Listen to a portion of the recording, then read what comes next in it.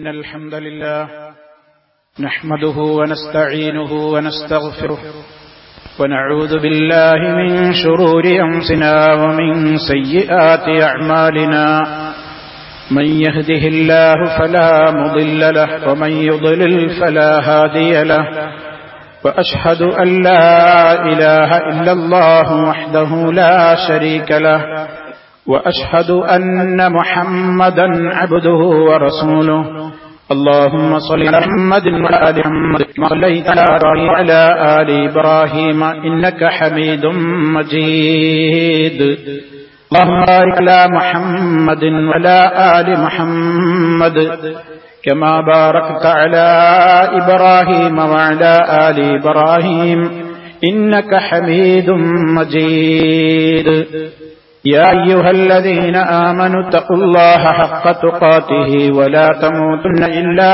وأنتم مسلمون أما فإن خير الكلام هدي محمد صلى الله عليه وسلم وشر الأمور محدثاتها وكل محدثة بدعة وكل بدعة ضلالة أعوذ بالله من الشيطان الرجيم وجعل لكم من الفلك والأنعام ما تركبون لتستووا على ظهوره ثم تذكروا نعمة ربكم إذا استويتم عليه وتقولوا سبحان الذي سخر لنا هذا وما كنا له مقرنين وإنا إلى ربنا لمنقلبون.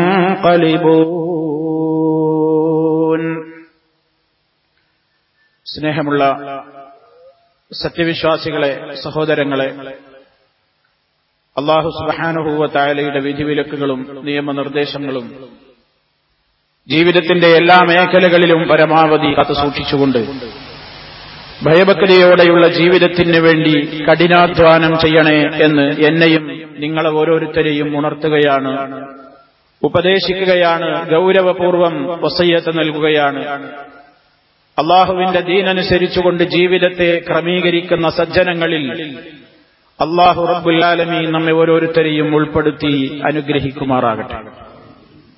സഹോദരങ്ങളെ, അള്ളാഹു സുബ്ഹാനഹു വ തആല മാനവ സമൂഹത്തിന് ചെയ്തു കൊടുത്തിട്ടുള്ള ധാരാളക്കണക്കിന് അനുഗ്രഹങ്ങളും നിഅമത്തുകളും ദിനേന എന്നോണം ഓർക്കുകയും ആ അനുഗ്രഹങ്ങൾക്ക് അത് നൽകിയ അള്ളാഹുവിനോട് നന്ദി കാണിക്കുകയും ചെയ്യുക എന്നത് ഏതൊരു വിശ്വാസിയുടെയും യഥാർത്ഥമായ അവന്റെ ഈമാനിന്റെ പൂർണ്ണതയ്ക്ക് അനിവാര്യമാണ് എന്നതിൽ തർക്കമില്ല. ആ കൂട്ടത്തിൽ അല്ലാഹു സുബ്ഹാനഹു വ തആല നമുക്ക് നൽകിയ അനുഗ്രഹമാണ് നമ്മൾ സഞ്ചരിച്ചുകൊണ്ടിരിക്കുന്ന വൈവിധ്യമാർന്ന രൂപത്തിലുള്ള വാഹനങ്ങൾ. വാഹനങ്ങളെ അല്ലാഹുവാണ് നമുക്ക് കീഴ്പ്പെടുത്തി തന്നതും ഓരോ കാലഘട്ടത്തിന് യോജിക്കുന്ന നിലക്കുള്ള സൗകര്യങ്ങൾ ഏർപ്പെടുത്തി തന്നതും അവയെയെല്ലാം നൽകിയവനായ റബ്ബിനെ ഓർത്തുകൊണ്ട് വേണം നീ അവയെ സ്ഥിരമായി ഉപയോഗിക്കുവാനെന്ന കൃത്യമായ നിർദ്ദേശം അല്ലാഹു റബ്ബുൽ ആലമീൻ വിശുദ്ധ ഖുർആനിലൂടെ സമൂഹത്തെ ഉണർത്തിയിട്ടുമുണ്ട്. വജഅല ലക്കും മിനൽ ഫുൽക്കി വൽ അൻആമി മാ തർക്കബൂന, കപ്പലുകളും അതുപോലെ തന്നെ കാലി വിഭവങ്ങളും നാക്കാലികളും നിങ്ങൾക്ക് സഞ്ചരിക്കുവാൻ വേണ്ടി അല്ലാഹു നിശ്ചയിച്ച് തന്നിരിക്കുകയാണ്. ഒരു കാലഘട്ടത്തിൽ ഉപയോഗിച്ചിരുന്ന വാഹനങ്ങളാണ് ആ പറഞ്ഞത്. കരമാർഗത്തിലൂടെ മൃഗങ്ങളുടെ പുറത്ത് സവാരി ചെയ്യാൻ അല്ലാതെ മറ്റൊന്നും ചിന്തിക്കാൻ പോലും ആകാതിരുന്ന ഒരു കാലഘട്ടത്തിലാണ് വിശുദ്ധ ഖുർആൻ ഈ വാക്യങ്ങൾ അവതരിപ്പിക്കുന്നത്. അതുകൊണ്ട് തന്നെ അന്നവർക്ക് മനസ്സിലാകുന്ന, അന്നവർക്ക് ലഭ്യമാകുന്ന വാഹനങ്ങളുടെ കൃത്യമായ ആ നിഅമത്ത് എടുത്ത് ഉണർത്തിയിട്ട് അല്ലാഹു പറയുകയാണ് ലിതസ്തവു അലാ ദുഹൂരിഹി, അതിന്റെ പുറത്ത് നിങ്ങൾ ശരിക്കും കയറി ഇരുന്നു കഴിഞ്ഞാൽ സുമ്മ തദ്കുറു നിഅമത റബ്ബിക്കും, നിങ്ങളുടെ രക്ഷിതാവ് ചെയ്തു തന്നിട്ടുള്ള നിഅമത്തിനെ നിങ്ങൾ ഓർക്കുവാനും വേണ്ടിയാണ്. അങ്ങനെ അതിന്റെ പുറത്ത് സവാരി ചെയ്യുന്ന, യാത്ര ചെയ്യുന്ന, അതിനെ വാഹനമായി ഉപയോഗപ്പെടുത്തുന്നവർ വതഖൂലു, അവര് പറയുകയും ചെയ്യുവാൻ, സുബ്ഹാനല്ലദീ സഖറ ലനാ ഹാദാ വമാ കുന്നാ ലഹു മുഖ്രിനീൻ വഇന്നാ ഇലാ റബ്ബിനാ ലമുൻഖലിബൂൻ. അല്ലാഹു എത്ര മഹാപരിശുദ്ധനാണ്, അവൻ ആരാണ്? ഞങ്ങൾക്ക് ഈ വാഹനം കീഴ്പ്പെടുത്തി തന്നവൻ. ഞങ്ങൾ ഇതിന് കഴിവുള്ളവരായിരുന്നില്ല. ഞങ്ങൾ ഞങ്ങളുടെ റബ്ബിങ്കലേക്ക് തന്നെ തീർച്ചയായും മടങ്ങിപ്പോകുന്നവർ തന്നെയാകുന്നു.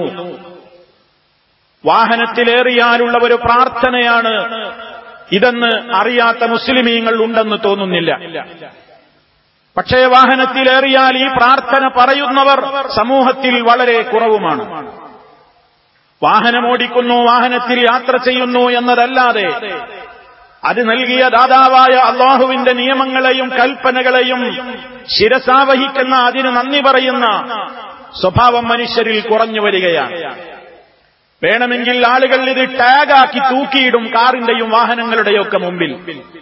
അതിങ്ങനെ കാറ്റടിക്കുമ്പോഴും വാഹനത്തിന്റെ സ്പീഡിനനുസരിച്ചും ആടിക്കളിക്കുന്നു എന്നതല്ലാതെ അതവന്റെ ഖൽബിലില്ല, നാവിലില്ല, അവൻ പറയുന്നു പോലുമില്ല. ദുആഉ സഫർ എന്ന് പറഞ്ഞുകൊണ്ട് ടാഗ് മനോഹരമായി തൂക്കിയിട്ടവൻ പോലും അത് പറയാൻ തയ്യാറാകുന്നില്ല. അങ്ങനെ അതപ്പതിച്ചു പോയ ഒരു കാലഘട്ടത്തിലാണ് നമ്മൾ ജീവിച്ചുകൊണ്ടിരിക്കുന്നത്. കേവലം എല്ലാം ചില ചടങ്ങുകളും യാന്ത്രികമായ രൂപത്തിലുള്ള സംവിധാനങ്ങളും മാത്രമായി അതപ്പതിച്ചപ്പോൾ മനുഷ്യരുടെ ഹൃദയങ്ങളിൽ നിന്ന് അവൻ ഓർക്കേണ്ട പ്രകാരത്തിൽ തന്റെ ദാതാവായ, തന്റെ സൃഷ്ടാവായ അല്ലാഹുവിനെ ഓർക്കുന്ന ആ ഒരു കൃത്യമായ തന്റെ ദൗത്യ നിർവഹണത്തിൽ പലപ്പോഴും പരാജയപ്പെട്ടു പോവുകയാണ്. നമ്മളൊക്കെ സ്ഥിരം വാഹനം ഓടിക്കുന്നവരും യാത്ര ചെയ്യുന്നവരുമാണ്. അല്ലാഹു ആ പ്രാർത്ഥനയിൽ അല്ലെങ്കിൽ ആ ദിക്റിലൂടെ പഠിപ്പിക്കുന്നത്, അവസാനം പറഞ്ഞത്, അത് തനിക്ക് കീഴ്പ്പെടുത്തി തന്ന നാഥനെ വാഴ്ത്തിക്കൊണ്ടായിരിക്കണം നിന്റെ യാത്ര. അതോടൊപ്പം പറഞ്ഞത് എന്താണ് ഇതിന്റെ അവസാന ഭാഗത്ത്? ഇന്നാ ഇലാ റബ്ബിനാ ലമുൻഖലിബൂൻ, നിശ്ചയം ഞങ്ങൾ ഞങ്ങളുടെ രക്ഷിതാവിങ്കലേക്ക് മടങ്ങിപ്പോകേണ്ടവർ തന്നെയാണ്. മുൻഖലിബൂന എന്ന് പറഞ്ഞാൽ റാജിഊൻ, ഞങ്ങൾ അവങ്കലേക്ക് തിരിച്ചു പോകേണ്ടവരാണ്, മടങ്ങിപ്പോകേണ്ടവരാണ്. ആ ചിന്തയോടുകൂടി വാഹനത്തിൽ യാത്ര ചെയ്യുന്ന, വാഹനമോടിക്കുന്ന ഒരു ഡ്രൈവർക്കും യാത്രക്കാരനും അല്ലാഹുവിന്റെ നിയമങ്ങൾക്കെതിരെ അല്ലെങ്കിൽ ഒരു വാഹനമോടിക്കുമ്പോൾ ഓരോ രാജ്യത്തിന്റെയും സുരക്ഷിതത്വത്തിന് നിദായമായ നിലക്ക് അവിടുത്തെ ട്രാഫിക് അനുസരിച്ചുള്ള നിയമങ്ങളെ കാറ്റിൽ പറത്തുവാനോ അവഗണിക്കുവാനോ തെറ്റിക്കുവാനോ ഒരിക്കലും സാധ്യമല്ല. അതവന്റെ മതപരമായ അവന്റെ ബാധ്യതയാണ്. അല്ലാഹുവിന്റെ നിയമങ്ങളെ കാറ്റിൽ പറത്തിക്കൊണ്ടവന് യാത്ര ചെയ്യാനാവില്ല. സുബ്ഹാനല്ലദീ സഖറ ലനാ ഹാദാ വമാ കുന്നാ ലഹു മുഖ്രിനീൻ വഇന്നാ ഇലാ റബ്ബിനാ ലമുൻഖലിബൂൻ എന്ന് പറഞ്ഞ് വാഹനത്തിലേറി യാത്രയാകുന്ന ഒരു മനുഷ്യന് അവന്റെ വാഹനത്തിലൂടെ ഇസ്ലാം നിഷിദ്ധമാക്കിയ കാര്യങ്ങൾ കേൾക്കുവാനോ കാണുവാനോ ആ രൂപത്തിലുള്ള ആനന്ദങ്ങൾക്കോ ആസ്വാദനങ്ങൾക്കോ തന്റെ ചിന്തയെയും മനസ്സിനെയും വിട്ടുകൊടുക്കുവാൻ ഒരിക്കലും സാധിക്കില്ല. അവൻ പറയുന്നത് ആത്മാർത്ഥമായിട്ടാണെങ്കിൽ. എന്താ പറഞ്ഞത്? ഞങ്ങളുടെ റബ്ബിങ്കലേക്ക് തിരിച്ചു പോകേണ്ടവരാ ഞങ്ങൾ. അവിടെ ഓരോന്നിനും കണക്ക് പറയണമെന്ന്. ഞാൻ ഈ വാഹനം ഓടിക്കുമ്പോൾ അതിന്റെ നിയമം പാലിക്കുന്നുണ്ടോ? അല്ലാഹുവിന് പൊരുത്തമില്ലതേ ചെയ്യുന്നുള്ളൂ, പൊരുത്തമില്ലാത്തത് ചെയ്യുന്നുണ്ടോ? കഴിഞ്ഞ ഖുതുബയിൽ നമ്മൾ സൂചിപ്പിച്ചു, നടന്നു പോകുമ്പോൾ, വാഹനമോടിക്കുമ്പോൾ റോഡ് നിന്റേത് മാത്രമാണെന്നുള്ള ചിന്ത നീ ഒഴിവാക്കണം. മറ്റു പലർക്കും അതിലൂടെ സഞ്ചരിക്കണം. വഴികളിൽ ദുർഘടമായ കാര്യങ്ങൾ വലിച്ചിടരുത്. നിന്റെ വാഹനം ബ്ലോക്കാവരുത്. നിന്റെ വാഹനം മുഖേന സുഗമമായി പോകേണ്ടുന്ന ഒരു സമൂഹത്തിന് യാത്ര ചെയ്യുവാൻ തടസ്സമുണ്ടാക്കരുത്. നിനക്ക് മാർക്കറ്റുന്നൊരു സാധനം വാങ്ങണം, കടയുന്നൊരു സാധനം വാങ്ങണം, നിശ്ചയിക്കപ്പെട്ടിട്ടില്ലാത്ത സ്ഥലത്ത് നീ വാഹനം നിർത്തുമ്പോ അവിടെ ബ്ലോക്കായി ഒരുപാട് സമയം ആളുകളുടെ യാത്രയുടെ സുഗമമായ പോക്കിന് നീ തടസ്സം സൃഷ്ടിക്കുന്നു. നമ്മളിതൊക്കെ നിസ്സാരമായി കാണുകയാണ്. അത് ട്രാഫിക് നിയമമല്ലേ? ട്രാഫിക് നിയമവും ഒരു രാജ്യത്തുള്ള ഉലുൽ അംർ നിശ്ചയിച്ച നിയമങ്ങൾ കൃത്യമായി പാലിക്കൽ ഒരു മുസൽമാന് നിർബന്ധ ബാധ്യതയാണ്. ആ മേഖലയിൽ മനുഷ്യൻ ശ്രദ്ധിക്കാതെ പോകുമ്പോ അപകടങ്ങളിലേക്കാണ് അവൻ കുതിച്ചു പായുന്നത്.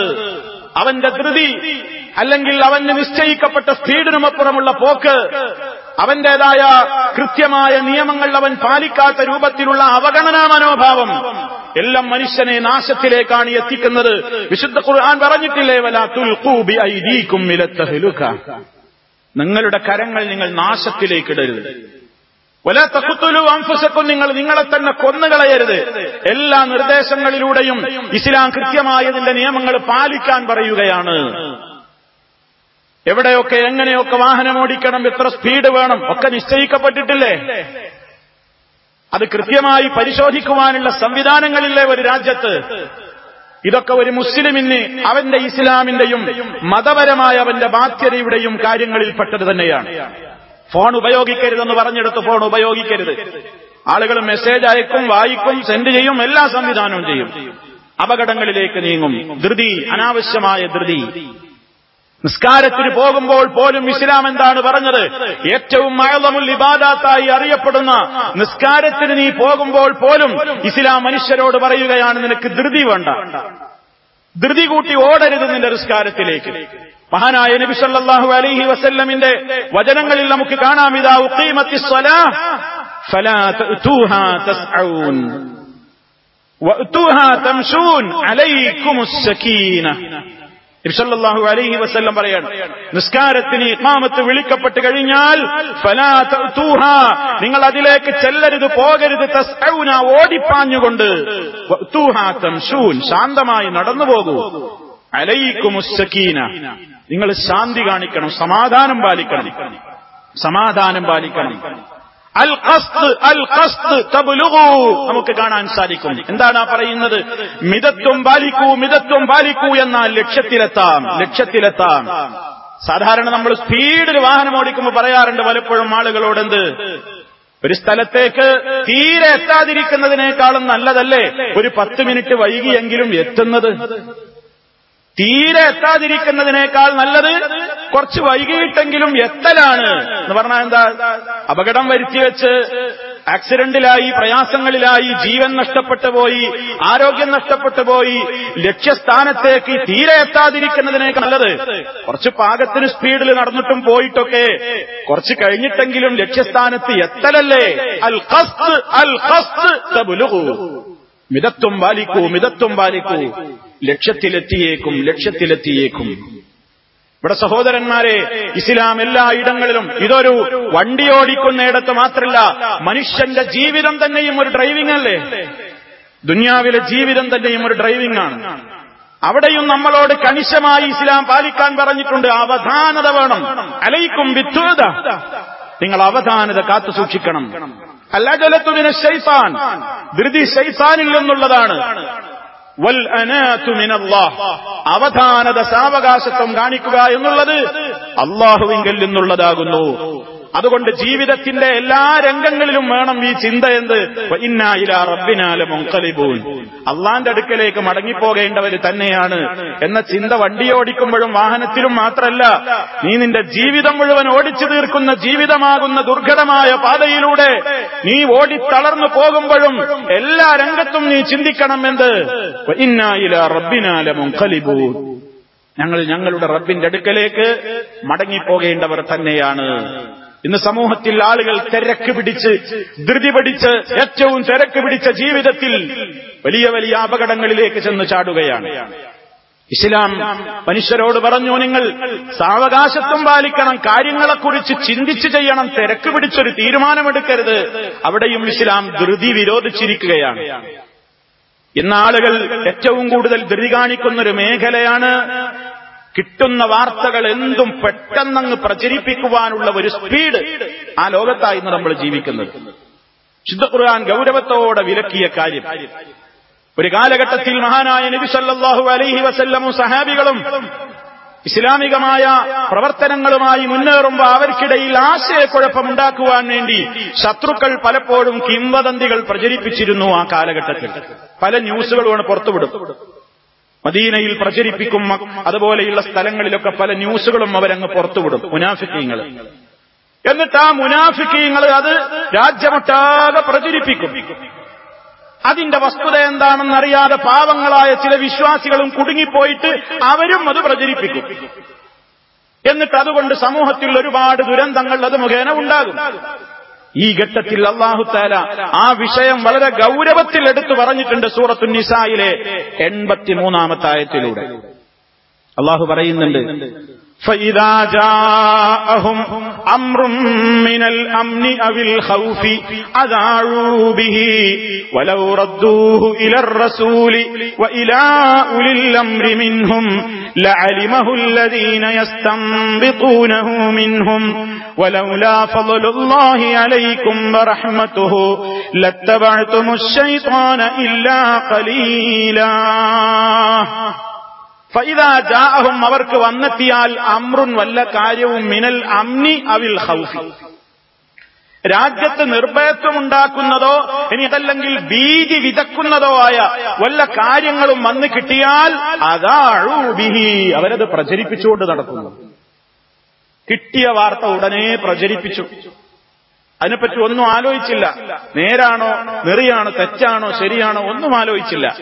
കേട്ടപാടെ പ്രചരിപ്പിക്കാൻ തുടങ്ങിയവർ അള്ളാഹു അവരോട് ഉപദേശിക്കുകയാണ്, വലൗ റദ്ദൂഹു ഇലർ റസൂൽ. അവരാ വാർത്ത കേട്ടപാടെ അത് പ്രചരിപ്പിക്കാതെ റസൂലുള്ളാഹിന്റെ അരികിലേക്ക് അവർ മടങ്ങി വന്നിരുന്നുവെങ്കിൽ, അവരാ വാർത്തയെ റസൂലുള്ളാഹിന്റെ അരികിലേക്ക് മടക്കിയിരുന്നുവെങ്കിൽ, അഥവാ അന്നാ വാർത്ത കേട്ടപ്പോൾ ഇങ്ങനെ ഒരു ന്യൂസ് കേൾക്കുന്നുണ്ട് നബിയെ എന്ന് നേതാവായ നബി സല്ലല്ലാഹു അലൈഹി വസല്ലമിനോട് ചോദിച്ചിരുന്നുവെങ്കിൽ, വഇലാ ഉലിൽ അംരി മിൻഹും അവരിലെ കൈകാര്യകർത്താക്കളോടും അവരിലേക്കും മടക്കിയിരുന്നുവെങ്കിൽ, ലഅലിമഹുല്ലദീന യസ്തംബിതൂനഹു മിൻഹും അതിനെക്കുറിച്ച് അവരിൽ ചിന്തിക്കുവാനും പഠിക്കുവാനും കഴിവുള്ള ആളുകൾ പഠിച്ചിട്ടതിന്റെ നിജസ്ഥിതി അറിയുമായിരുന്നു. പക്ഷേ ആളുകൾ അതിനൊന്നും തയ്യാറില്ല. അന്നത്തെ സംഭവത്തെ വിമർശിച്ചുകൊണ്ട് അല്ലാഹു തആല പറയാണ്, വലൗലാ ഫദ്ലുല്ലാഹി അലൈക്കും വറഹ്മത്തുഹു അല്ലാഹുവിന്റെ കാരുണ്യവും അവന്റെ അനുഗ്രഹവും നിങ്ങളിൽ ഇല്ലായിരുന്നുവെങ്കിൽ ലത്തബഅ്തുമുശ് ശൈത്താന ഇല്ലാ ഖലീല വളരെ കുറഞ്ഞ പേരല്ലാതെ മുഴുവൻ ആളുകളും ശൈത്താന്റെ പിന്നാലെ തന്നെ പോകുമായിരുന്നു. പൈശാചികമായൊരു സ്വഭാവമായിട്ടാണ് ഇവിടെ വിശുദ്ധ ഖുർആൻ ഇതിനെ സംബന്ധിച്ച് പറയുന്നത്.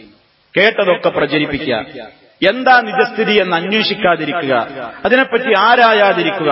ഇന്ന് സമൂഹത്തിൽ ഈ സോഷ്യൽ മീഡിയകൾ പ്രചരിച്ച ഏറ്റവും ഈ അധുനാധുന കാലഘട്ടത്തിലെ ഏറ്റവും വലിയ ഒരു ദുരന്തമാണ് പ്രിയമുള്ളവരെ. എന്ത് ന്യൂസ് തന്റെ ഫോണിലേക്ക് വന്നോ ഉടനെ സെൻഡ് ചെയ്തു.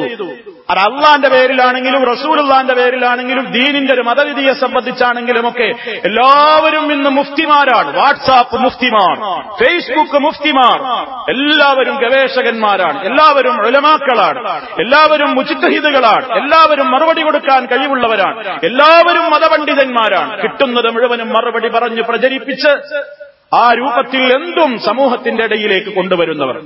ഇനിയിപ്പതാ റജബ് മാസം ഒരു മാസം കഴിഞ്ഞാൽ വരാൻ പോവുകയാണ്. ഇപ്പൊ ഇങ്ങനെ വരാൻ തുടങ്ങുമ്പോൾ ഓരോ കട്ടിങ്ങൾ. എന്താ റജബ് മാസത്തെക്കുറിച്ച് ആ മാസം വന്നിരിക്കുന്നു കണ്ടിരിക്കുന്നു എന്ന് ആദ്യമായി വിവരമറിയിക്കുന്നവന് നരകം നിഷിദ്ധമാണെന്ന് അള്ളാഹുവിന്റെ റസൂൽ പറഞ്ഞിരിക്കുന്നു. ആരാടോ ഇത് പറഞ്ഞത്? ഇതാര് പറഞ്ഞതാ? നബി സല്ലല്ലാഹു അലൈഹി വസല്ലം പറഞ്ഞിട്ടുണ്ടോ? ഇല്ല. അങ്ങനെ എത്ര കളവുകളാണ് ആളുകൾ പ്രചരിപ്പിക്കുന്നത്. സമൂഹം ഇന്നും അത് മതിയാക്കിയിട്ടില്ല. എന്ത് കിട്ടിയാലും പ്രചരിപ്പിക്കുക. ചിലപ്പോ വർഗീയ വിദ്വേഷം വളർത്തുന്ന ഒരു ന്യൂസായിരിക്കും ഒരുത്തൻ അയച്ചു തരുന്നത്. ആ മുസ്ലിമിനെതിരെയുള്ള എന്തോ ഒരു പ്രവർത്തനമാണെന്ന് മനസ്സിലാക്കിയിട്ട് ആവേശം മുതൽ സെൻഡ് ചെയ്യണം. അങ്ങനെയൊന്നും സംഭവിച്ചിട്ടുണ്ടാവില്ല. ഒരു കാര്യം നടന്നിട്ട് പോലും ഉണ്ടാവില്ല. ഉള്ളതും ഇല്ലാത്തതും ഒക്കെ അതങ്ങ് അങ്ങോട്ട് സെൻഡ് ചെയ്ത് ഫോർവേഡ് ചെയ്ത് സമൂഹത്തിന്റെ ഇടയിൽ അത് പ്രചരിപ്പിച്ച് വലിയ രൂപത്തിലുള്ള സംഘർഷങ്ങൾക്കും അതുപോലെയുള്ള ഒട്ടേറെ കാര്യങ്ങൾക്കും ജനങ്ങളെ അപകടത്തിലേക്ക് കൊണ്ടുചെന്നെത്തിക്കുന്ന കിംവദന്തികൾ പ്രചരിപ്പിക്കുന്നത് ഒരു മുസ്ലിമിനെ സംബന്ധിച്ചിടത്തോളം അവൻ നരകത്തിലേക്കുള്ള വഴി സുഗമമാക്കുകയാണ് എന്ന് ഗൗരവത്തോടെ ചിന്തിക്കണം. വിശുദ്ധ ഖുർആൻ പറഞ്ഞില്ലേ, ഒരു ഫാസിഖ് നിങ്ങളുടെ അടുത്തൊരു വാർത്തയുമായി വന്നാൽ നിങ്ങൾ അതിനെക്കുറിച്ച് അന്വേഷിച്ചറിയുന്നതിന്റെ മുമ്പ് നടപടിയെടുക്കരുത്. അങ്ങനെ നിങ്ങൾ നടപടിയെടുത്തു കഴിഞ്ഞാൽ നിങ്ങൾ ഖേദത്തിലായി പോകും. ധൃതി പിടിച്ച് നടക്കുന്ന ഒരുപാട് തലാഖുകളുണ്ട് പ്രവാസ ലോകത്ത്. ഒരുപാട് ആളുകൾ നമ്മളോടൊക്കെ വിളിച്ചു ചോദിക്കാറുണ്ട്, മതവിധികൾ അന്വേഷിക്കാറുണ്ട് പല കാര്യങ്ങളിലും. ആ കൂട്ടത്തിൽ പലരുടെയും പ്രശ്നങ്ങൾ എന്താണ്? നാട്ടിൽ നിന്ന് വരുന്നൊരു ഫോൺ കോളാണ്. എന്താ? ഭാര്യയെ പറ്റിയിട്ടുള്ള എന്തോ ഒരു ന്യൂസ്, ഒരു കിംവദന്തി ഇങ്ങോട്ട് കിട്ടുകയാണ്.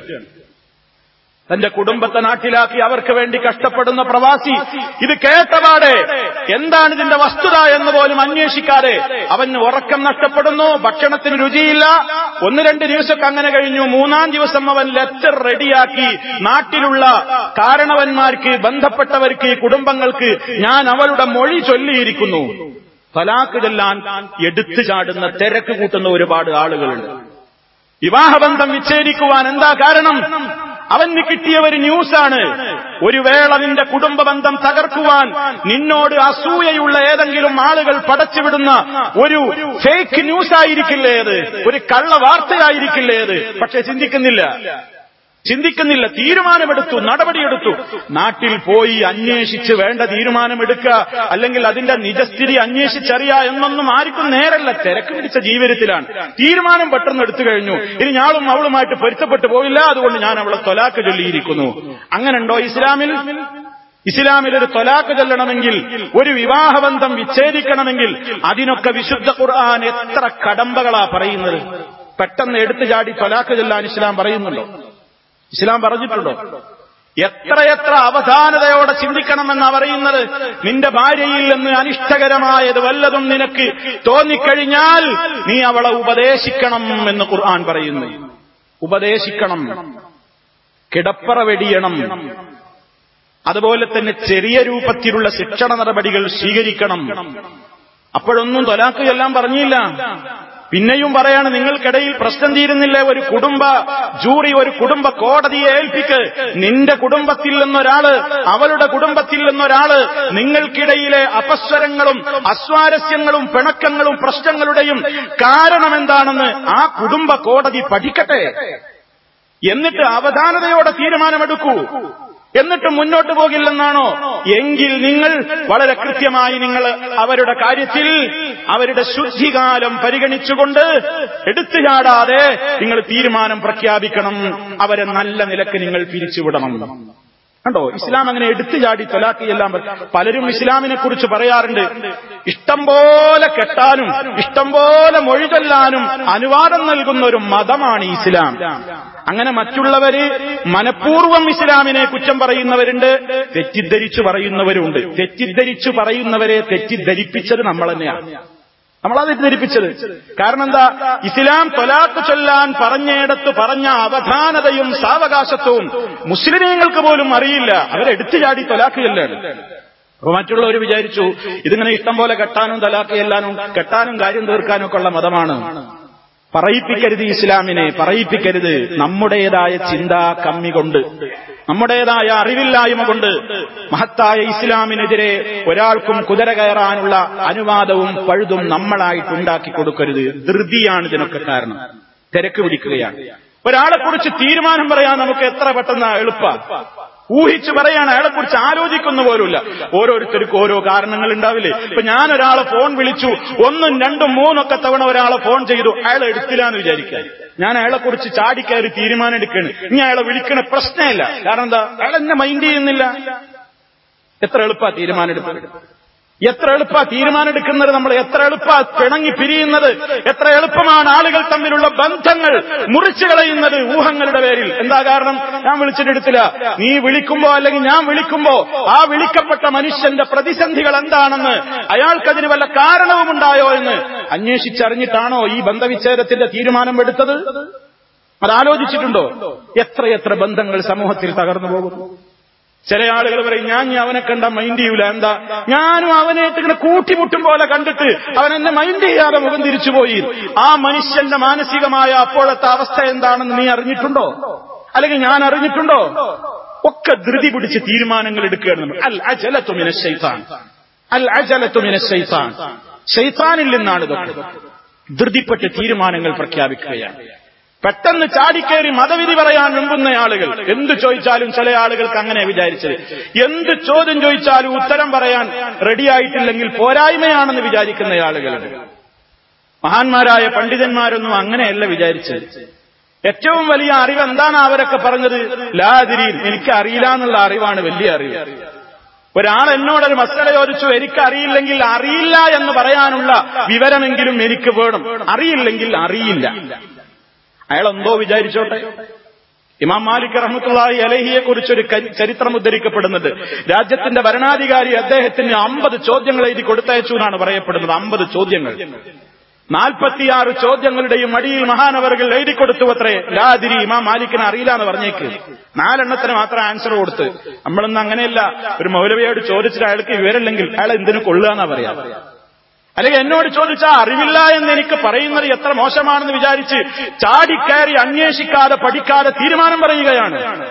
മതരംഗത്ത് ധൃതി, ഫത്വയുടെ രംഗത്ത് ധൃതി, ആളുകളെക്കുറിച്ച് തീരുമാനമെടുക്കുന്നിടത്ത് ധൃതി, ബന്ധം സ്ഥാപിക്കുന്നിടത്തും ബന്ധം വിച്ഛേദിക്കുന്നിടത്തും ധൃതി, വാഹനമോടിക്കുന്നിടത്തേക്ക് ധൃതി, എല്ലാ രംഗത്തും മനുഷ്യനിങ്ങനെ ധൃതിപ്പെട്ട് എല്ലാ രംഗത്തും അവനിങ്ങനെ അപകടത്തിലേക്ക് പോവുകയാണ് നാൾക്കുന്നത്. ചില ആളുകൾക്കുള്ള ധൃതി എന്താണ്? അള്ളാനോടാ കംപ്ലൈന്റ്. ദ്വായർന്നിട്ട് എനിക്ക് ഉത്തരം കിട്ടില്ല, ഇനി ഞാൻ ദ്വായർക്കൂല. എത്ര കാലമായി ഞാൻ പള്ളിയിൽ പോകുന്നു, എത്ര കാലമായി ഞാൻ ജുമാക്ക് പങ്കെടുക്കുന്നു, എത്ര തഹജ്ജുദിനായി ഞാൻ എഴുന്നേറ്റന്റെ കാര്യം പറയുന്നു,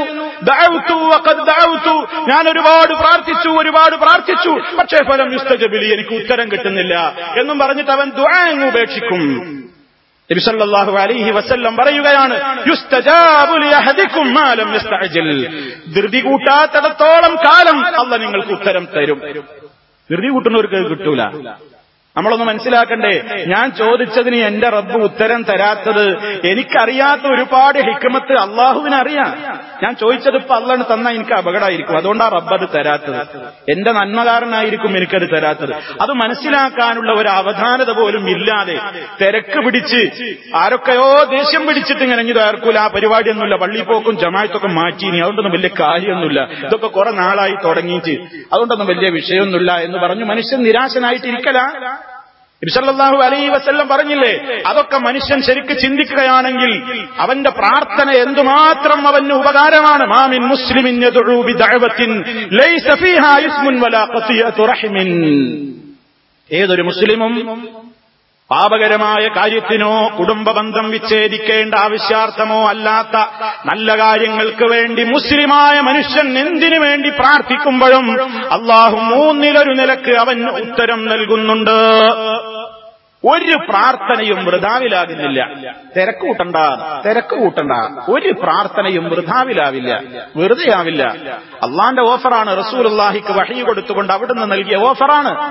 എന്താണ്? മൂന്നിലൊരു നിലക്ക് ഉത്തരം കിട്ടും. ഒന്നുകിൽ നീ ചോദിച്ച കാര്യം തന്നെ ഉടനെ അങ്ങ് റബ്ബ് നിവർത്തിച്ചു തരും. ഉത്തരം ഒന്നുകിൽ അങ്ങനെയാ.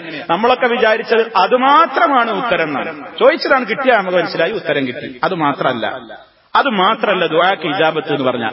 അതല്ലെങ്കിൽ പരലോകത്ത് നീ എന്തൊരു കാര്യത്തിന് വേണ്ടി ദുആ ചെയ്തുവോ അതിന്റെ കാരണത്താൽ പ്രത്യേകം അല്ലാഹു നാളെ പരലോകത്ത് ഒരു വിഭവം നിനക്ക് ഒരുക്കി വെക്കും.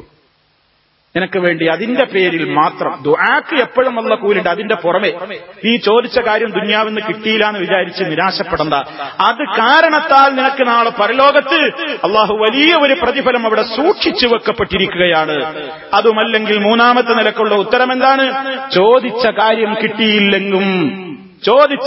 കിട്ടിയില്ലെന്ന് വന്നാലും നീ ചോദിച്ച ആ കാര്യത്തിന്റെ കാരണത്താൽ നിന്റെ ജീവിതത്തിൽ വരാനിരിക്കുന്ന ഒരു മറ്റൊരു ഭവിഷ്യത്തിനെ അള്ളാഹു നിന്നിൽ നിന്ന് വഴിതിരിച്ചു വിട്ടുകൊണ്ട് നിനക്ക് കാവൽ നൽകും. ഏതായിരുന്നാലും പ്രാർത്ഥന വെറുതെയല്ല. ഇതങ്ങ് കേട്ടപ്പോ സഹാബത്ത് പറഞ്ഞു, ആവേശത്തോടെ സഹാബത്ത് പറഞ്ഞു, എന്നാ പിന്നെ നബിയെ ഇനി ഞങ്ങൾ ധാരാളം പ്രാർത്ഥിക്കും. അപ്പൊ അള്ളാന്റെ റസൂല് പറഞ്ഞു, അല്ലാഹു അക്സർ, അള്ളയും ധാരാളം തരും എന്ന് നബി സല്ലല്ലാഹു അലൈഹി വസല്ലം പറയുകയാണ്. അതുകൊണ്ട് സുഹൃത്തുക്കളെ, ജീവിതത്തിന്റെ എല്ലാ രംഗങ്ങളിലും ഇസ്ലാം പറഞ്ഞിട്ടുള്ള അവധാനതയും സാവകാശത്വവും പുലർത്തിക്കൊണ്ട് നമ്മുടെ എല്ലാ പെരുമാറ്റങ്ങളിലും അത് പുലർത്തിക്കൊണ്ട് മുന്നോട്ടു പോവുക. അവിടെയാണ് അള്ളാഹുവിന്റെ സഹായമുള്ളത്. ധൃതിയിൽ അപകടമാണ് സംഭവിക്കുന്നത് എന്ന് അള്ളാഹുവിന്റെ നിയമാവലികളെ സൂക്ഷിക്കുന്ന നിലക്ക് ആ ഒരു ഭക്തിയോടുകൂടി ജീവിതത്തിന്റെ എല്ലാ രംഗത്തും അത് കാത്തു സൂക്ഷിക്കുക. അള്ളാഹു റബ്ബുൽ ആലമീൻ കാര്യങ്ങളിൽ അവധാനതയും സാവകാശത്വവും മിതത്വവും പുലർത്തുന്ന വിജയികളിൽ നമ്മെ ഓരോരുത്തരെയും ഉൾപ്പെടുത്തി അനുഗ്രഹിക്കുമാറാണ്.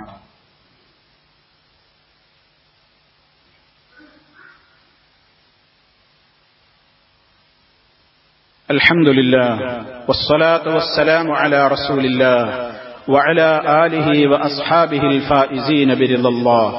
അമ്മാ ബഅദ് ഫത്തഖുല്ലാഹ ഇബാദല്ലാഹ്. അള്ളാഹുവിനെ സൂക്ഷിച്ച് ജീവിക്കണേ. ഒരിക്കൽ കൂടി എന്നെയും നിങ്ങളെയും ഉണർത്തുന്നു. തഖ്വയിൽ അധിഷ്ഠിതമായ ജീവിതം നൽകിക്കൊണ്ട് അല്ലാഹു റബ്ബുൽ ആലമീൻ നമ്മെ ഓരോരുത്തരെയും അനുഗ്രഹിക്കുമാറാകട്ടെ. സഹോദരങ്ങളെ, ജീവിതത്തിന്റെ എല്ലാ രംഗങ്ങളിലും കാണിക്കേണ്ടുന്ന സാവകാശത്വവും മിതത്വവും ധൃതി പിടിച്ചുള്ള ആ രൂപത്തിലുള്ള മുന്നേറ്റവും ഇല്ലാതിരിക്കുവാൻ ആവശ്യമായ കാര്യങ്ങളെ സംബന്ധിച്ചാണ് നമ്മൾ പറഞ്ഞു വന്നത്. ആ കൂട്ടത്തിൽ പണ്ഡിതന്മാരിൽ പ്രസിദ്ധനായ ഹാത്തിമുൽ അസം റഹിമഹുല്ല പറഞ്ഞ ഒരു കാര്യം കൂടി ഇതിനോട് ചേർത്ത് നമ്മൾ മനസ്സിലാക്കേണ്ടതുണ്ട്. അദ്ദേഹം പറഞ്ഞു, അൽ അജലതു മിനശ് ശൈത്താൻ ഇല്ലാ ഫീ ഖംസ ഫഇന്നഹാ സുന്നത്തു റസൂലില്ലാഹി സ്വല്ലല്ലാഹു അലൈഹി വസല്ലം. ശൈത്താനിൽ നിന്നുള്ളതാണ് തിരക്ക് കൂട്ടൽ. അതേ അവസരത്തിൽ 5 കാര്യങ്ങൾ നിങ്ങൾ പെട്ടെന്ന് ചെയ്യണം. 5 കാര്യങ്ങൾ തിരക്ക് കൂട്ടുന്നത് നല്ലതാണ്, ഇസ്ലാം പ്രോത്സാഹിപ്പിച്ചതാണ്. ഒന്ന് പറഞ്ഞത് ഇത്ആമു തആം, ഭക്ഷണം കൊടുക്കൽ ആവശ്യമുള്ള സമയത്ത് വൈകിപ്പിക്കരുത്, വിശപ്പ് ഉടനെ മാറ്റണം. വിശക്കുന്നവന് ഭക്ഷണം കൊടുക്കണം. അത് അതിഥിയാണെങ്കിലും അല്ലെങ്കിലുമൊക്കെ വിശപ്പുണ്ടോ, ഭക്ഷണം കൊടുക്കുന്ന കാര്യത്തിൽ പെട്ടെന്ന് തീരുമാനം, പെട്ടെന്ന് ഭക്ഷിപ്പിക്കണം. മയ്യിത്തിനെ സംസ്കരിക്കുന്ന വിഷയത്തിൽ അവധാനത വേണ്ട, ധൃതി കാണിക്കണം. സല്ലല്ലാഹു അലൈഹി വസല്ലം പറഞ്ഞൊരു ഒരാൾ മരണം നടന്നാൽ ഉടനെ അദ്ദേഹത്തെ കുളിപ്പിച്ച് കഫൻ ചെയ്ത് നിസ്കരിച്ച് ജനാസ ഉടനെ ഖബറടക്കാനുള്ള ഏർപ്പാടുകൾ ഉടനെ ചെയ്യണം. അതിൽ സാവകാശത്വം ഇസ്ലാം അനുവദിക്കുന്നില്ല. സല്ലല്ലാഹു അലൈഹി വസല്ലം 2 കാരണങ്ങൾ അതിന് പറഞ്ഞു. ഒന്ന്, നിങ്ങൾ ആ ജനാസയും കൊണ്ട് പെട്ടെന്ന് പോയിക്കോ. എന്താ കാരണം? അയാൾ നല്ലവനായ മനുഷ്യനാണെങ്കിൽ അല്ലാഹു റബ്ബുൽ ആലമീൻ അദ്ദേഹത്തിന് ബർസഖിൽ ഒരുക്കി വെച്ചിട്ടുള്ള സ്വർഗീയ സുഖങ്ങളിലേക്ക് അദ്ദേഹത്തെ നിങ്ങൾ പെട്ടെന്ന് കൊണ്ടുപോയിക്കോളൂ. അയാൾ നല്ല മനുഷ്യനാണ്, നിങ്ങൾ എന്തിനാ അയാൾക്ക് കിട്ടേണ്ട ആനുകൂല്യം തടയുന്നത്? വേഗം എത്തിക്കോട്ടെ അയാളുടെ ഖൈറിലേക്ക്. ഇനി അതല്ല, അദ്ദേഹം ചമ്മാടിയാണെങ്കിൽ, കാഫിറാണെങ്കിൽ, ഫശർറുൻ തദഊന അൻ റിഖാബികും, നിങ്ങളുടെ പെരടിയിൽ നിന്ന് ആ മാറാപ്പ് എത്രയും വേഗം അങ്ങ് ഒഴിവാക്കി വെച്ചുകൂടെ? അയാൾ മോശപ്പെട്ട ആളാണെങ്കിൽ വേഗം കൊണ്ടുപോയി വെക്ക്, അയാൾക്ക് കിട്ടേണ്ടടുത്ത് അയാൾ പോയിക്കോട്ടെ. അതുകൊണ്ട് പെട്ടെന്ന് ജനാസ പെട്ടെന്ന്. ഇതിന്റെയൊക്കെ കാര്യത്തിൽ ആളുകൾ എത്രയാണ് താമസിപ്പിക്കുന്നത്? ആളുകൾ വരാൻ വേണ്ടി വെയിറ്റ് ചെയ്ത് എത്ര ദിവസങ്ങളിലാണ് ജനാസ കാത്തുവെക്കുന്നത്. ഇവിടെ മരിച്ചാൽ ജനാസ നാട്ടിലേക്ക് കൊണ്ടുപോകാൻ വേണ്ടിയിട്ട് ആളുകൾ ഒരുപാട് പണം ചെലവഴിക്കുന്നു, അധ്വാനം ചെലവഴിക്കുന്നു, സമയം ചെലവഴിക്കുന്നു, ഒരുപാട് കാര്യങ്ങൾ. ആളുകളൊക്കെ വിചാരിക്കുന്നത് ഇവിടെ മരിച്ചാൽ ജനാസ നാട്ടിലേക്ക് കൊണ്ടുപോകൽ ഒരു വലിയ പുണ്യകർമ്മമാണെന്ന് വരെ ആളുകൾ തെറ്റിദ്ധരിച്ചോ എന്ന് ഞാൻ സംശയിക്കുകയാണ്. ഇസ്ലാമിൽ അതിലൊക്കെ നിയമങ്ങളുണ്ട് സഹോദരന്മാരെ. എവിടെയാണോ മരിച്ചതോ അവിടെ ഖബറടക്കണം, ഉടനെ ഖബറടക്കണമെന്നാണ്, ഉടനെ ഖബറടക്കണമെന്നാണ്. നമ്മളൊക്കെ നമ്മളെ കുടുംബങ്ങളോട്, പ്രവാസികളായ നമ്മൾ, ഞാൻ എന്നോടും നിങ്ങളോടും പറയണം, ബന്ധപ്പെട്ട ആളുകളോടൊക്കെ നേരത്തെ പറഞ്ഞു മനസ്സിലാക്കി കൊടുക്കണം. ഞാൻ ഇവിടെ വെച്ച്, എനിക്ക് അള്ളാഹു ഇവിടെ വെച്ച് വഫാത്ത് മരണം നിശ്ചയിക്കുകയാണെങ്കിൽ ബന്ധുക്കളോട് അറിയിക്കുക, ദയവായി ജനാസ അങ്ങോട്ട് കൊണ്ടുവരാൻ നിങ്ങൾ വാശി പിടിക്കരുത്, ഇവിടുന്ന് അങ്ങോട്ട് കൊണ്ടുപോകണ്ട, എന്റെ ജനാസ എവിടെയാണോ ഇവിടെ തന്നെ അടക്കണം എന്ന് വസിയത്ത് പറയാൻ താമസം വിനാ നമ്മളൊക്കെ തയ്യാറാവേണ്ടതുണ്ട്. സുഹൃത്തുക്കളെ, അള്ളാഹു നമുക്കൊക്കെ ഈമാനുള്ള അന്ത്യം എവിടെ വെച്ചാണെങ്കിലും വിധിക്കുമാറാകട്ടെ. നമ്മുടെ പരലോകം അള്ളാഹു ഏറ്റവും സന്തോഷത്തിലാക്കി തരുമാറാകട്ടെ. സഹോദരങ്ങളെ, തജ്ഹീസുൽ മയ്യിത്ത്, മയ്യിത്തിനെ ഉടനെ തന്നെ സംസ്കരിക്കുക എന്നുള്ളത് അത് വളരെ പെട്ടെന്ന് ചെയ്യേണ്ട ഒരു കാര്യമാണ്. പിന്നൊന്ന് പറഞ്ഞതെന്താണ്? വിവാഹ പ്രായമെത്തിയ ആളുകൾക്ക് ഉടനെ വിവാഹം കഴിപ്പിച്ചു കൊടുക്കണം. അതിൽ താമസം പാടില്ല, പെട്ടെന്ന് ചെയ്യേണ്ട കാര്യങ്ങളാണ്. വിവാഹമൊന്നും പിന്തിക്കാൻ പാടില്ല. അതുപോലെ തന്നെ ഖളാഉദ്ദൈൻ, കടങ്ങളുണ്ടെങ്കിൽ ഉടനെ വീട്ടണം. പിന്നെയാവാ, നാളെയാവാ, 1-ാം തീയതിയാവാ, 25-ാം തീയതിയാവാ, 30-നാവാ എന്നിങ്ങനെ നീട്ടി കൊണ്ടുപോകേണ്ട ദൈൻ വളരെ പ്രധാനമാണ്. ദൈൻ നിന്റെ പരലോകത്തിന്റെ നിത്യശാന്തിയുമായി കണക്ട് ചെയ്യപ്പെട്ട വിഷയമാണത്. ഖബറിൽ നമ്മുടെ അമലുകൾ, നമ്മുടെ പ്രവർത്തനങ്ങൾ നമുക്ക് അള്ളാഹുവിന്റെ അടുക്കൽ സ്വർഗം തടയപ്പെടുന്ന കാര്യമായിട്ട് അവിടെ നിൽക്കുന്നത് ആരാനുള്ള അവകാശങ്ങൾ കൊടുത്തു തീർക്കാറുണ്ടെങ്കിൽ ഉടനെ ആ കാര്യത്തിൽ സ്വത്തോഹരി വെക്കുമ്പോ, മരിച്ചുപോയ ആളുടെ സ്വത്തോഹരി വെക്കുമ്പോ ഇസ്ലാം മുൻഗണന കൊടുത്തത് എന്തിനാണ്? മിൻ ബഅദി വസിയത്തിൻ യൂസി ബിഹാ ഔ ദൈനിൻ, അയാൾ നൽകിയിട്ടുള്ള ജീവിതകാലത്തുള്ള വസിയത്ത്, അതുപോലെ തന്നെ അയാളുടെ പേരിലുള്ള കടബാധ്യതകൾ ഉടനെ തീർത്തിട്ട് വേണം നിങ്ങൾ സ്വത്തോഹരി വെക്കാൻ. അതിനാണ് മുൻഗണന. അതുപോലെ തന്നെ ഇസ്ലാം പറഞ്ഞു വത്തൗബത്തു മിനദ് ദംബ്, ഓരോന്നും വിശദീകരിക്കേണ്ടതാണ്, സൂചനകളിൽ മതിയാക്കുകയാണ്. വത്തൗബത്തു മിനദ് ദംബി, പാപങ്ങളിൽ നിന്ന് തൗബ ചെയ്യാൻ ഒരിക്കലും പിന്തിക്കരുത്. ഉടനെ ചെയ്യണം. അത് ഉടനെ ചെയ്യേണ്ടതാണ്. വിശുദ്ധ ഖുർആൻ തൗബയെ പറ്റി പറഞ്ഞിടത്ത് സുമ്മ യതൂബൂന മിൻ ഖരീബ്, ഉടനെ തന്നെ തൗബ ചെയ്യുന്നവർ എന്നാണ് പറഞ്ഞിട്ടുള്ളത്. നീട്ടിവെക്കരുത്. കാരണം നാളെയാവട്ടെ, റമദാൻ വരട്ടെ, അല്ലെങ്കിൽ കുറച്ചുകൂടി കഴിയട്ടെ, അല്ലെങ്കിൽ അടുത്ത ദുൽഹജ്ജിന് ഹജ്ജിന് പോകുമ്പോൾ മക്ക മദീനയിൽ വെച്ചാവാം എന്നൊന്നും പറഞ്ഞ് തൗബ നീട്ടിവെക്കരുത്. കാരണം ഞാനും നിങ്ങളും ആ ഡേറ്റിനുണ്ടെന്ന ഓഫർ ആർക്കാണ് ആ ഗ്യാരണ്ടി തരാൻ സാധിക്കുക? കഴിയില്ല. ഉടനെ ചെയ്തോളണം എന്നാണ് ഇസ്ലാം പറയുന്നത്. അങ്ങനെയുള്ള സൽക്കർമ്മങ്ങളുടെ കാര്യത്തിലൊക്കെ ഉടനെ തീരുമാനങ്ങൾ എടുക്കണം. അതല്ലാതെ ഇസ്ലാം പറഞ്ഞിട്ടുള്ള അവധാനത പുലർത്തേണ്ട രംഗങ്ങളിലൊക്കെ അവധാനത പുലർത്തുകയും ധൃതി കാണിക്കണം എന്ന് പറഞ്ഞൊരു സൽക്കർമ്മങ്ങളുടെ കാര്യങ്ങളിലാണ് അമ്പിയാക്കന്മാരുടെ ഗുണം പറഞ്ഞു. അവർ ധൃതി കാണിച്ചിരുന്നു. ഇന്നഹും കാനൂ യുസാരിഊന ഫിൽ ഖൈറാത്ത്, നല്ല നല്ല കാര്യങ്ങൾ ചെയ്യുന്നതിൽ അവർ ധൃതി കാണിക്കുന്നവരായിരുന്നു. നന്മയിൽ നമ്മൾ ധൃതി കാണിക്കുക, മറ്റുള്ള കാര്യങ്ങളിലൊക്കെ അവധാനതപൂർവ്വം പെരുമാറുക. അല്ലാഹു റബ്ബുൽ ആലമീൻ നമുക്ക് ഇസ്ലാമികമായ നിയമങ്ങൾ എല്ലാ രംഗത്തും കാത്തു സൂക്ഷിക്കുവാൻ തൗഫീക്ക് നൽകുമാറാകട്ടെ. എല്ലാവിധ പ്രയാസങ്ങളിൽ നിന്നും ദുരന്തങ്ങളിൽ നിന്നും ദുഃഖങ്ങളിൽ നിന്നും അല്ലാഹു നമുക്കെല്ലാം മോചനം നൽകുമാറാകട്ടെ. മാരകമായ രോഗങ്ങൾ കൊണ്ട് കഷ്ടപ്പെടുന്ന ഒരുപാട് സഹോദരങ്ങളുണ്ട്. അല്ലാഹുവേ, നീ എല്ലാവർക്കും സമ്പൂർണ്ണമായി ശിഫ നൽകി അനുഗ്രഹിക്കണമേ. എല്ലാവിധ പ്രയാസങ്ങളിൽ നിന്നും നീ അവരെ കാത്തുരക്ഷിക്കണമേ. ഞങ്ങളെയും അവരെയും മാരകമായ രോഗങ്ങളിൽ നിന്ന്, സഹിക്കാനാവാത്ത പരീക്ഷണങ്ങളിൽ നിന്ന്, വേദനകളിൽ നിന്ന് രക്ഷിക്കണമേ നാഥ. ഞങ്ങളിൽ നിന്ന് മരണപ്പെട്ടു പോയ ഞങ്ങളുടെ മാതാപിതാക്കൾ, ഉസ്താദുമാർ, കുടുംബാദികൾ, മറ്റു ബന്ധുക്കൾ എല്ലാവരെയും അല്ലാഹുവേ നീ അനുഗ്രഹിക്കണമേ. ഞങ്ങളെയും അവരെയും നിന്റെ സ്വർഗ്ഗലോകത്ത് നീ സന്തോഷപൂർവ്വം ഒരുമിപ്പിക്കണമേ നാഥ. അല്ലാഹുമ്മ റബ്ബനാ തഖബ്ബൽ മിന്നാ ഇന്നക അൻതസ് സമീഉൽ അലീം വതുബ് അലൈനാ ഇന്നക അൻതത് തവ്വാബുർ റഹീം. അല്ലാഹുമ്മ اغفر للمؤمنين والمؤمنات والمسلمين والمسلمات الأحياء منهم والأموات إنك مجيب الدعوات وقاضي الحاجات. اللهم اعز الإسلام والمسلمين وأذل الشرك والمشركين. اللهم أجرنا وأجر والدينا من النار. اللهم احفظ دولة الإمارات من الفتن ما ظهر منها وما بطن وسائر بلاد العالمين. اللهم سدد خطى حاكمنا يا ذا الجلال والإكرام. ربنا اغفر لنا ولإخواننا الذين سبقونا بالإيمان ولا تجعل في قلوبنا غلا للذين آمنوا. ربنا إنك رؤوف رحيم. توفنا مسلمين وألحقنا بالصالحين والحمد لله رب العالمين.